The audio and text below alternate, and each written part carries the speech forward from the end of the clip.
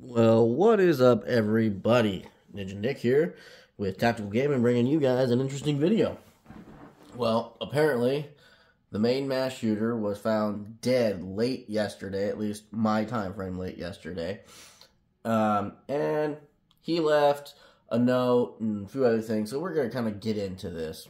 Kind of amazing that it actually took them this long. Maybe they should have had more police officers, on hand. Maybe they should have had, more people willing to actually act instead of, run away. But to each their own. Fox News has now confirmed that the suspect in the Maine Mass shooting, Robert Card, has been found dead. We're going to have a lot more on this later in the show, but before we get back to it, let me give you a few of the details. They're a little sketchy at this time. All 18 victims have now been identified by authorities. The shelter-in-place order, as everyone knows, has been lifted. Among them was a married couple in their 70s, a father and his 14-year-old son, 4 adults associated with the Maine Education Center for the Deaf. A gun, no cell phone belonging to the suspect found earlier today by the police. Divers, sonar equipment searched the river near where the suspect's car was found abandoned Wednesday night, near where apparently he had a boat. And a press conference now will be held, I guess, sometime early tomorrow morning and going forward. Anyway, police, to their credit, working through the many hundreds of tips from people around them. But let me repeat, the suspect in this Maine shooting has now been confirmed as dead. We'll have more details to follow throughout the night. Hey, Sean Hannity here. Yep. Hey, click here to... Go figure. Seriously, why did it take him so long to find this guy? We have some big breaking news from Maine. The suspected gunman, Robert Card, has been found dead in a self-inflicted gunshot wound. Multiple law enforcement sources have told ABC News he's accused of killing 18 people in Lewiston, Maine, in 2 different locations. It happened 2 nights ago. Yeah. There has been a manhunt for him ever since. 2 days. Yesterday at this time, 2 locations. It's kind of crazy. Close to him, but they were not. So the manhunt continued until today. Right now, new information that Robert Card is dead from a self-inflicted gunshot wound, but we don't have any details to where they found him. A lot more coming on this story. Kind of crazy, huh? More details, we'll bring it to you. No details on how they found him, but they found him and he was dead. But at the same time, there was a report yesterday that I saw, at least a news report, not like an actual video. I'm kind of trying to see if I can actually see it.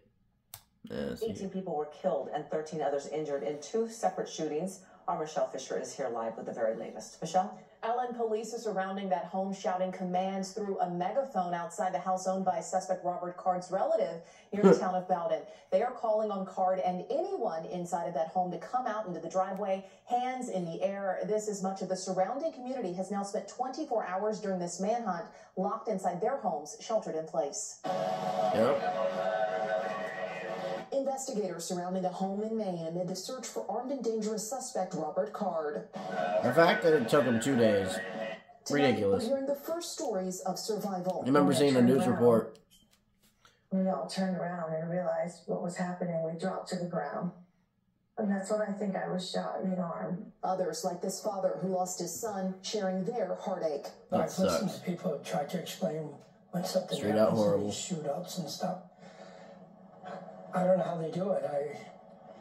I can't explain it. Tell you the truth, I can't. Tonight, families picking up the pieces. But yeah, they were thinking about looking in Canada for on him. a deadly shooting rampage. Shots ringing out just before 7 at just-in-time recreation. See, look at that. Bowling night. Yeah, go back real quick. It says 24 hours after Robert Card went on a deadly shooting rampage. Shots ringing out. Like, look at that.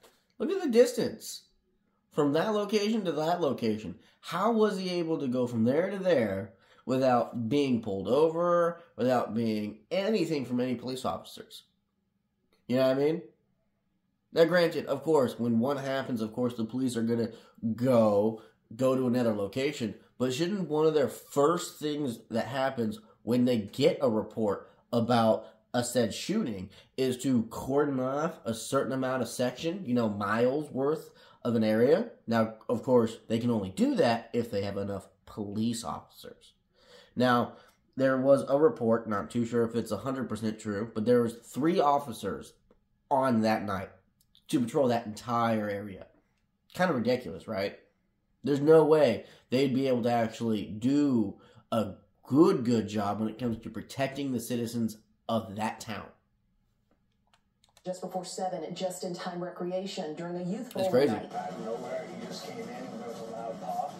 So I was alone. I had my back turned to the door. 12 minutes later, 4 miles away, Card opening fire at another restaurant, bar, and grill. The gunman's car located several hours later at a boat landing in Lisbon with a firearm inside. More than 350 local, state, and federal law officers involved in the search for the gunman.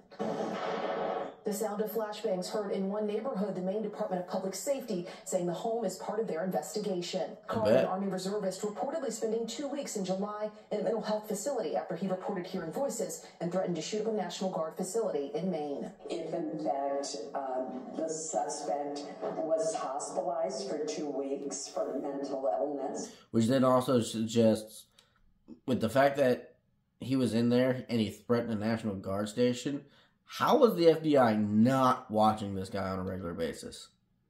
Right? Like, what were they doing? Exactly. That should have triggered the yellow flag law, and he should have been separated from his weapons. And law enforcement sources say a note found at the suspect's home is a suicide note addressed to Robert Card's son. The note reportedly does not provide any information on a motive for this mass shooting, but rather contains what sources describe as rantings, as well as some basic information like bank account details. Hello, I'm Mark That's Brown. interesting. Get more great ABC7 content by clicking the subscribe button. Yeah. But yeah, in the note that he left, there was a report saying that he was talking about better gun control and taking away rifles and guns, which ironically, the senator or governor of Maine literally came out not too long ago and actually saying that he wants to ban war-type, assault-type rifles like what this man used to, kill all those people. The thing is, a criminal's going to get a gun, whether, it's legal or illegal. And at the same time, a criminal's not going to follow the law. What could have prevented this was multiple different factors. One, more police officers other than the supposed 3. Because, I also don't know if that was actually legitimate or not. But at more than 3 officers, if that's the case. On top of that, how about an understanding for your citizenry on what they can and can't do legally when it comes to citizens' arrest, self-defense, and everything else. Because it's a crazy concept to think that that man shot up one location, walked out, left, was not pulled over, searched, or found by police, went to another location, did the same exact thing, and then disappeared for 2 days. Now, the issue with that is, how was there not one single citizen who was armed or even willing to help defend those that were around him? Now, granted, protecting yourself and your family is definitely top priority. Understood. But the thing is, if you have the means, if you have it, why not use it? Because my question is, how many of those people were armed? Or were they literally, none of them were armed? Because that's what it seems like. Especially considering the locations where, the people went to. It seems like, hey, these are locations where they probably have a sticker on their window or their door that says no guns allowed, meaning soft targets.